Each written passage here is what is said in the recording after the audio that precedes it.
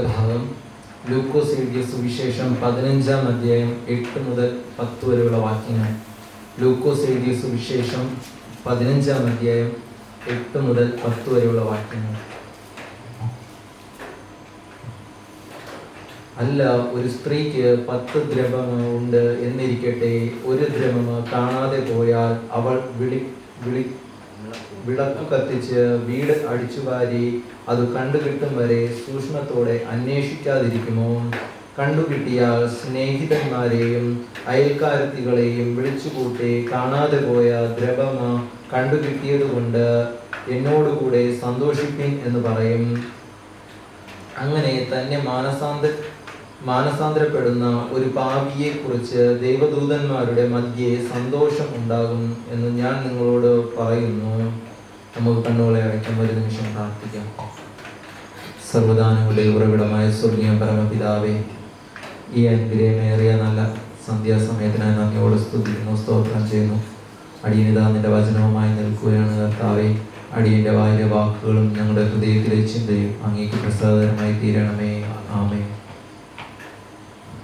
പ്രിയ ദൈവമക്കളെ, ഈ ഒരു നോമ്പ് കാലം എന്ന് പറയുന്നത് നമ്മുടെ ആത്മീയതയെ പരിശോധിക്കുന്ന, അല്ലെങ്കിൽ തിരിച്ചു വരുവാനുള്ള, ദൈവത്തോട് അടുത്ത് തിരിച്ചു വരുവാനുള്ള, അല്ലെങ്കിൽ ദൈവസന്നിധിയിലേക്ക് ഒന്നുകൂടെ ദൈവത്തോട് അടുക്കുവാനുള്ള ഒരു കാലഘട്ടമാണ് ഈ നോമ്പ് കാലഘട്ടം എന്ന് പറയുന്നത്.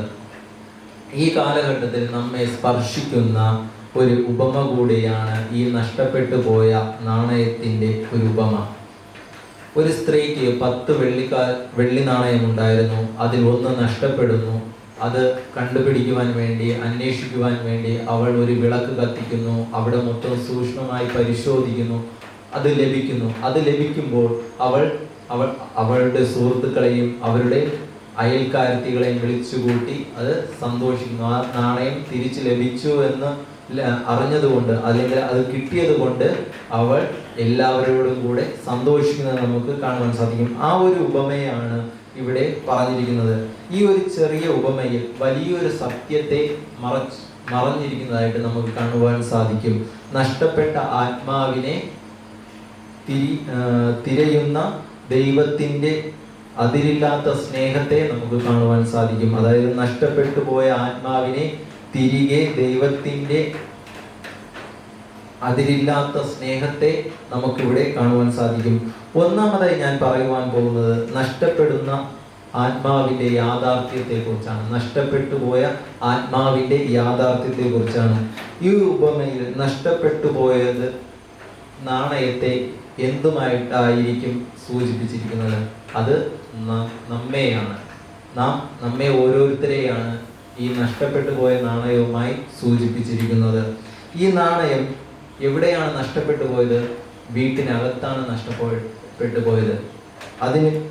അത് പലപ്പോഴും അത് നമ്മുടെ ജീവിതത്തിൽ നോക്കിക്കഴിഞ്ഞാൽ ആത്മീയതയിലായിരിക്കാം, അല്ലെങ്കിൽ നമ്മുടെ ജീവിതത്തിലായിരിക്കാം, അല്ലെങ്കിൽ നമ്മുടെ വിശ്വാസ ജീവിതത്തിലായിരിക്കാം നമുക്ക് തെറ്റിപ്പോയത്, അല്ലെങ്കിൽ കാണാതെ പോയത്. പ്രാർത്ഥനയിൽ നിന്ന് നാം അകന്നു പോകുന്നതായിട്ട് കാണുവാൻ സാധിക്കും, അല്ലെങ്കിൽ ദൈവവചനം അവഗണിക്കുന്നവരായി നാം മാറിപ്പോകുന്നവരായിരിക്കാം, അല്ലെങ്കിൽ പാപത്തിൽ വീഴുന്നവരായിരിക്കാം. ഇതൊക്കെ തന്നെ നഷ്ടപ്പെട്ടു പോയ നാണയത്തിന് തുല്യമാണ്, അല്ലെങ്കിൽ നഷ്ടപ്പെട്ടു പോയ ആത്മാവിന് തുല്യമാണ് എന്ന് ഈ ഒരു ഉപമയിലൂടെ നമുക്ക് കാണുവാൻ സാധിക്കും. നാണയത്തിന് സ്വയം തിരികെ ലഭിക്കുവാൻ സാധിക്കുമോ? അല്ലെങ്കിൽ നാണയത്തിന് സ്വയം കണ്ടെത്തുവാൻ സാധിക്കുമോ? അതിന് മറ്റൊരാളുടെ സഹായം ആവശ്യമാണ്. അതുപോലെ തന്നെയാണ് മനുഷ്യനും തൻ്റെ ശക്തിയാൽ രക്ഷ നേടുവാൻ സാധിക്കത്തില്ല. മനുഷ്യനും സ്വന്തം ശക്തിയാൽ, അല്ലെങ്കിൽ സ്വന്തം അറിവിനാൽ, അല്ലെങ്കിൽ സ്വന്തം ബുദ്ധിയാൽ ഒന്നും അവനെ രക്ഷ ലഭിക്കത്തില്ല. അത് ഈ ഒരു നോമ്പ് കാലത്തിൽ നാം മനസ്സിലാക്കണം. അതിന് ദൈവം തന്നെ നമ്മെ അന്വേഷിക്കണം. ആ സ്ത്രീ അന്വേഷിച്ചതുപോലെ, ആ നാണയത്തിന് വേണ്ടി അന്വേഷിച്ചതുപോലെ ദൈവം നമ്മെ അന്വേഷിക്കണം. നാം ചിന്തിക്കേണ്ടത് നാം എവിടെയാണ് നഷ്ടപ്പെട്ടു പോയത് എന്നാണ്. നാം എവിടെയാണ് നഷ്ടപ്പെട്ടു പോയത്? നാം നമ്മുടെ ജീവിതത്തിലാണോ, നമ്മുടെ പ്രാർത്ഥനാ ജീവിതത്തിലാണോ, അല്ലെങ്കിൽ നമ്മുടെ സമൂഹത്തിലാണോ, അല്ലെങ്കിൽ നമ്മുടെ പാപങ്ങളിൽ തന്നെയാണോ നാം നഷ്ടപ്പെട്ടു പോയത് എന്ന് നാം മനസ്സിലാക്കുക. രണ്ടാമതായി, അന്വേഷിക്കുന്ന ദൈവത്തിൻ്റെ പരിശ്രമം. അന്വേഷിക്കുന്ന ദൈവത്തിന്റെ പരിശ്രമമാണ്. ദൈവം അന്വേഷിക്കുന്നതിന്റെ പരിശ്രമമാണ് അടുത്തതായി പറയുന്നത്. ആ സ്ത്രീ എന്താണ് ചെയ്തത്? ആ നാണയം കളഞ്ഞു പോയല്ലോ, അല്ലെങ്കിൽ നാണയം നഷ്ടപ്പെട്ടു പോയപ്പോൾ ആ സ്ത്രീ എന്താണ് ചെയ്തത്? വീട് മൊത്തം സൂക്ഷ്മമായി വൃത്തിയാക്കുകയും അല്ലെങ്കിൽ അത് വാരി ഒതുക്കി എല്ലാം അന്വേഷിക്കുന്നതായിട്ട് നമുക്ക് കാണുവാൻ സാധിക്കും. ഇത് തന്നെയാണ് ദൈവത്തിന്റെ പ്രവർത്തനങ്ങളെ സൂചിപ്പിക്കുന്നത്. വിളക്ക് എന്ന് പറയുന്നത് ദൈവവചനത്തെ സൂചിപ്പിക്കുന്നു. വാരൽ എന്ന് പറയുന്നത് പരിശുദ്ധാത്മാവിന്റെ ശുദ്ധീകരണത്തെ സൂചിപ്പിക്കുന്നു. അന്വേഷണം എന്ന് പറയുന്നത് ദൈവത്തിന്റെ അന്ധമായ ക്ഷമയും സ്നേഹത്തെയും കാണിക്കുന്നു. ദൈവം നമ്മെ കണ്ടെത്താൻ നാം ആലോചിക്കേണ്ടുന്നത്, പ്രവാചകന്മാരെ ദൈവം അയച്ചു. നമ്മെ കണ്ടെത്തുവാൻ വേണ്ടി ദൈവം എന്താ ചെയ്തത്? പ്രവാചകന്മാരെ അയച്ചു. ദൈവവചനത്തിന്റെ ശബ്ദത്തെ നമുക്ക് കേൾപ്പിച്ചു. ഏറ്റവും അവസാനം എന്താ ചെയ്തത്? തൻ്റെ സ്വന്തം പുത്രനെ അയച്ചു. ഇത് തന്നെയാണ് അന്വേഷണത്തിന്റെ ഏറ്റവും മഹത്തായ, സ്നേഹത്തിന്റെ ഏറ്റവും മഹത്തായ ഒരു വശം എന്ന് പറയുന്നത്. ക്രൂശിലെ സ്നേഹം എന്തായിരുന്നു? അവന്റെ സ്വന്തം ജീവൻ നഷ്ടപ്പെടുന്നത് വരെ, അവന്റെ ജീവന്റെ അവസാന ശ്വാസം വരെയും നമുക്ക് വേണ്ടിയാണ്. നമ്മെ അന്വേഷിക്കുന്നതിന്റെ പ്രാധാന്യം എത്രമാത്രം ഉണ്ട് എന്ന് നമ്മെ കാണിച്ചു തരുന്ന ഒന്നാണ് ക്രൂശിലെ മരണം എന്ന് പറയുന്നത്. ഈ നോമ്പുകാലവും നമ്മെ അന്വേഷിക്കുന്ന സമയമാണ് യേശു കർത്താവ്. നാം അവന്റെ ശബ്ദം കേൾക്കുന്നുണ്ടോ എന്ന് നാം മനസ്സിലാക്കും. ഈ കാലഘട്ടത്തിൽ യേശു കർത്താവിന്റെ ഒരു വിളി, അല്ലെങ്കിൽ യേശു കർത്താവ് നമ്മെ തേടി വരുമ്പോൾ നാം യേശു കർത്താവിന്റെ അടുത്തുണ്ടോ എന്ന് നാം മനസ്സിലാക്കുക. ആ സ്ത്രീ ആ റൂമിൽ വൃത്തിയാക്കുകയും ആ സൂക്ഷ്മമായി നോക്കുകയും ചെയ്ത് അവൾ കണ്ടെത്തിയതുപോലെ നമ്മുടെ ദൈവവും നമ്മെ കണ്ടെത്തുമ്പോൾ നാം സ്വർഗരാജ്യം സന്തോഷിക്കും.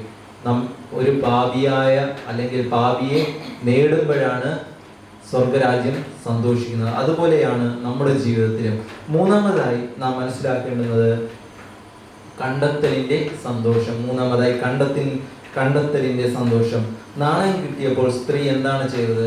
അവിടെ എല്ലാവരെയും വിളിച്ചു, സുഹൃത്തുക്കളെയും അയൽക്കാരെയും ഒക്കെ വിളിച്ചു കൂട്ടി അവിടെ ഒരു ആഘോഷമാക്കി അല്ലെങ്കിൽ ഒരു ഉത്സവമാക്കി മാറ്റുന്നത് നമുക്ക് കാണുവാൻ സാധിക്കും. അതുപോലെയാണ് ഒരു പാപി മാനസാന്തരപ്പെടുമ്പോൾ സ്വർഗത്തിൽ വലിയൊരു സന്തോഷം ഉണ്ടാകും. നമുക്കറിയാം, ആ 10ാമത്തെ വാക്യം കഴിഞ്ഞടുത്ത് വീണ്ടും താഴോട്ട് വരുമ്പോൾ വേറൊരു ഉപമ പറയുന്നത് മുടിയനായ പുത്രന്റെ കഥയാണ്.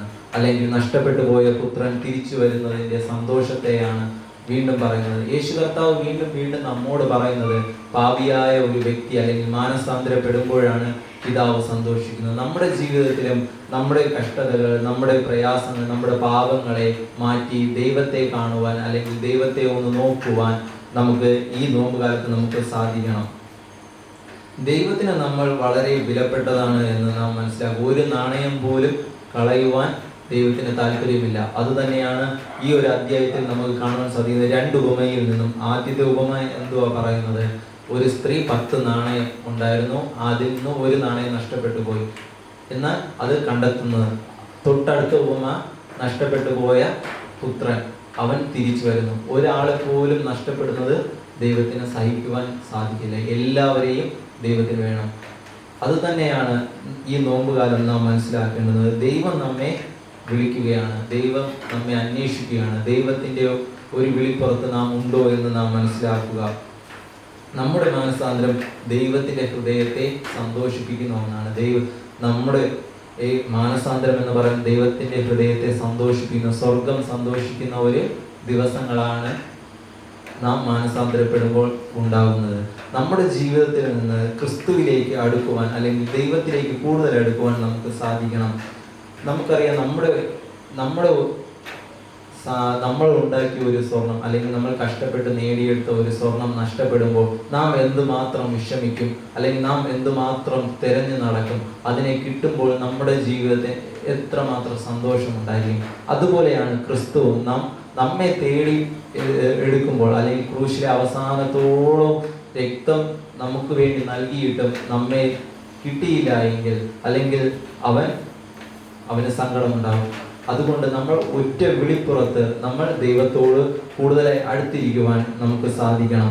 ഈ ഒരു ഉപമ നമ്മളോട് പറയുന്നത് ഇത് തന്നെയാണ്. ദൈവം നമ്മെ അന്വേഷിക്കുകയാണ്. ഈ നോമ്പ് കാലത്ത് ദൈവം നമ്മെ അന്വേഷിക്കുമ്പോൾ അത് ലഭിക്കുന്ന മക്കളായിരിക്കുവാൻ, അല്ലെങ്കിൽ ലഭിക്കുന്ന രീതിയിൽ നിൽക്കുവാൻ, നമ്മുടെ പ്രാർത്ഥനാ ജീവിതത്തിൽ നഷ്ടപ്പെട്ടു പോയതാണെങ്കിൽ, അല്ലെങ്കിൽ നമ്മുടെ വിശ്വാസ ജീവിതത്തിലാണ് നഷ്ടപ്പെട്ടു പോയതെങ്കിൽ തിരികെ വരുവാൻ ദൈവം നമ്മെ അന്വേഷിക്കുകയാണ്. അതിന് നമ്മെ തന്നെ ഒരുക്കട്ടെ, നമ്മെ തന്നെ അതിനായി താഴ്ത്തി സമർപ്പിക്കട്ടെ. ദൈവം അതിനായി